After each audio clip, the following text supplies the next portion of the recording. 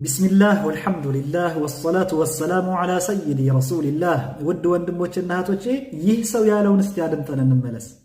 ሰሂህ ቡኻሪ ላይ ያለ ሐዲስ ላይ የንዚሉ ረቡና ተባረከ ወተዓላ ኢለ ሰማኢ ዱንያ ሒነ የብቃ ሱሉሰ ለይል አኺር። ውድ ወንድሞችና እህቶቼ የዚህን ሰው ማንነት ለማወቅ እነዚህን 10 ሰከንዶች ብቻ ማድመጥ በቂ ነው። መጀመሪያ ላይ ምን አለ? ሰሒህ ቡኻሪ አለ።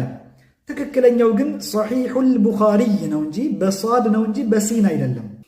ሁለተኛ ነብዩ አለይሂ ሰላቱ ወሰላም እንዲህ አሉ ብሎ በጠቀሰው ሒነ የብቃ ሱሉሰል ለይሊ አኺር አለ። አዑዙ ቢላህ። ነብዩ አለይሂ ሰላቱ ወሰላም እንዲህ አይነት የተወለጋገደ አረበኛ በፍጹም አይናገሩም። ምክንያቱም ሒነ የብቃ ይሄ ፊዕል ነው፣ ፋዒል ይፈልጋል፣ ድርጊት ፈጻሚ ይፈልጋል። ሱሉሱል ለይሊ የሚለው ፋዒል ነው የሚባለው በአረበኛ። ሱሉሱ ተብሎ ነው እንጂ የሚነበበው ሱሉሰ ተብሎ አይደለም። ሁለተኛ ነገር ሱሉሱል ለይል ከተባለ በኋላ አልአኺር ነው እንጂ አኺር አይባልም። ይህን ጉዳይ ውድ ወንድሞችና እህቶቼ የሰዋሰው ወይም የነህው ትምህርት መማር የፈለገ ሰው የሚጀምርባት የሆነችውን አልአጅሩሚያ የተባለችውን ኪታብ የተማረ የሚደርስበት ነገር ነው። ነቢዩና ሙሐመድ ዓለይሂ ሰላቱ ወሰላም ሱሉሱል ለይል አኺር ነው እንጂ ሱሉሰል ለይል አኺር አላሉም በፍጹም።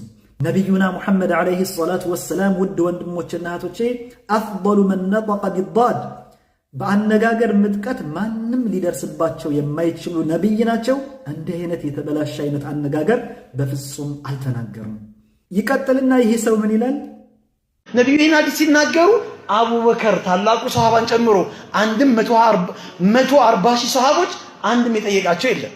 ለዚህ ሰውና መሰሎቹ የምንለው ውድ ወንድሞችና እህቶቼ ሰይዱና አቡበክርን ስዲቅም ይሁኑ ሌሎች ሰሃባዎች ሰማን ታዘዝን ብለው ተቀብለው የሄዱት የነቢዩና ሙሐመድን ዓለይሂ ሰላቱ ወሰላም ንግግር የንዚሉ ረቡና የሚለውን እንጂ አንተና መሰሎች የተረጎማችሁበትን ፍጡራዊ ትርጉም አይደለም። ሰይዱና አቡበክርን ስዲቅ ረዲየላሁ ተዓላ አንሁ ወሁወ መዐኩም አይነማ ኩንቱም የሚለውን የቁርአን አንቀጽ ሰማን ታዘዝን አሉ እንጂ አላህን ስብሓንሁ ወተዓላ በየቦታው ያለ ነው ብለው የሚያምኑት ሰዎች የተረጎሙበትን ፍጡራዊ ትርጉም አልወሰዱም። ሰይዱና አቡበክርን ስዲቅ ረዲየላሁ ተዓላ አንሁ ኢኒ ዛሂቡን ኢላ ረቢ የሚለውን የቁርአን አንቀጽ ሰማን ታዘዝን አሉ እንጂ አላህን ስብሓንሁ ወተዓላ ፍልስጤም ያለ ነው ብለው አልገለጹም።